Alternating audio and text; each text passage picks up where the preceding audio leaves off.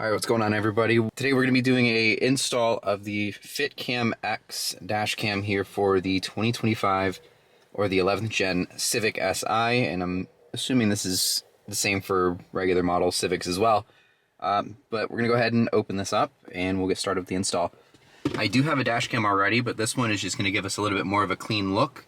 That way there's no wires and it just kind of hides right in between kind of where the SunPass sticker is. So it'll give it a little bit better look and overall, but yeah, let's go ahead and get it out of the box. Alright, so as you can see, dash cam here up top, and then you're going to have some accessories down here on the bottom. Alright, so this is the dash cam itself, the little piece of blue tape, I'm assuming that's tape, covering up the lens, but essentially what's going to happen is it's going to sit almost like in there, but not like that. It's going to kind of sit in between and with the mirror there. So very nice, should blend in quite well. It's obviously color matched as well, so it's going to blend right in with the black plastic that's up there. And then for the accessories, I believe this is because it's a 25, we use USB-Cs in 2025. So this is a USB-A to USB-C adapter. So hard to do this with one hand, but then we have like a little pigtail here for the connector, because I believe this goes into the radar, I believe, for the adaptive cruise control. So there we go. And then we have this, just that way we can kind of pull the plastics a little bit more and not break it. Also included is, of course, just this little customer support card and a user manual. But that's all for what's inside the box, so we're going to go ahead and get this install going. Alright, so first thing we're going to do here is just kind of move this up and out of the way a little bit.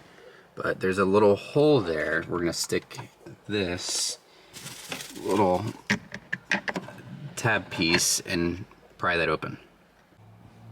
Alright, probably not the best angle for you guys, but let's give it a shot.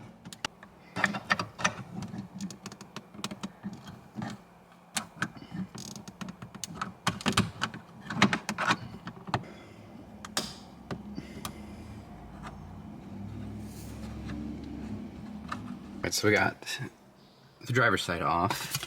Took a little bit of persuasion and a little bit of effort, but if it'll focus, there we go. So we just got to get the other side off now. I think it should be just a pretty easy pull now.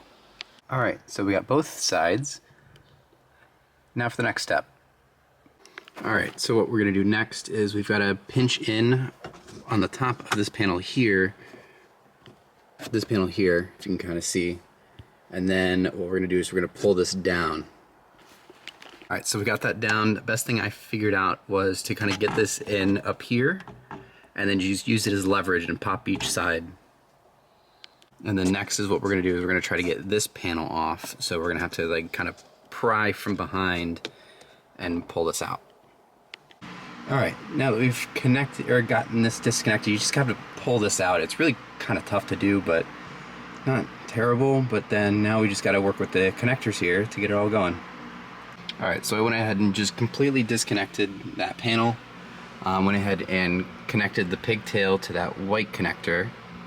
So now we're going to slide the back panel over behind the mirror. Now we've got that semi back in place, we're just going to let it hang here, and what we're going to do is we're going to take the wire that we have, you can see this, we're going to take this wire, we're going to run it, basically we're going to go ahead and stick this in that spot, and then the wire is going to run basically through this gap into here. Hard to do this with one hand, I'm sorry. Alright, so here we got the little representation. So it's wired up, it's kind of hanging at the moment, but it's fed up through here, and as you can see, oh, it fell through. But now the wire is here, and we're going to connect it to this that's on the little pigtail. Alright, so all wired up, connected, and as you can see, we've got ourselves a blinking blue light, so we've got power, baby. Alright, so I went ahead and popped that panel back into place. I'm going to need to clean that up. It looks nasty with all the fingerprints there. But now we're going to connect all of these back to This, don't worry too much about forgetting which one is which. They're all different sizes, so if it doesn't fit, you're not putting in the right hole. So just know that. Shouldn't be too hard. And then, of course, the big white one is going to go into the one that has that.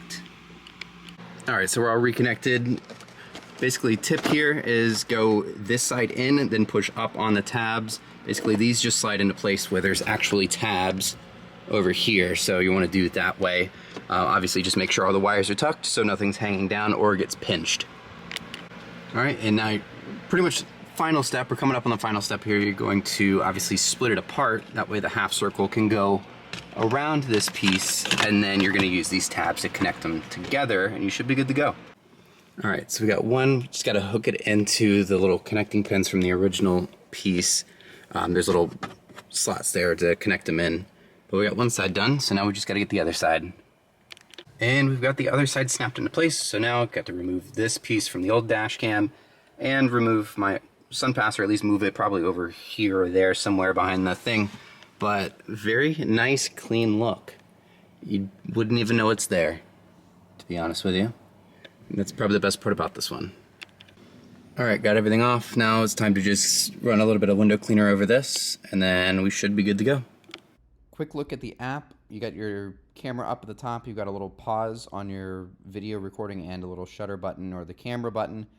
Down there, if you have it all hooked up to the Wi-Fi to connect it to the app, you'll be able to look at the camera files. You can download them as well, and then you can go into your camera settings, change a few things, like if you want to record audio within the camera, the parking sensitivities, and the parking, if it's going to detect anything like bumps while you're parked.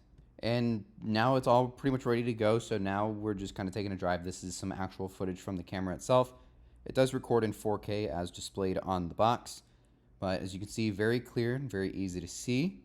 And even in this footage here, it's a little dark because there's a giant storm coming through, but even does really good low light footage, which is pretty impressive. So not sponsored, obviously I only have like 20 subscribers, but definitely a really good dash cam, especially how clean it looks. It basically looks OEM, but thank you guys all for watching to this point. If you did enjoy the video, if you found it useful, make sure you leave a like and subscribe for more installs and other types of videos here for my 2025 11th Gen Civic Si. Thanks again, and we'll see you next time.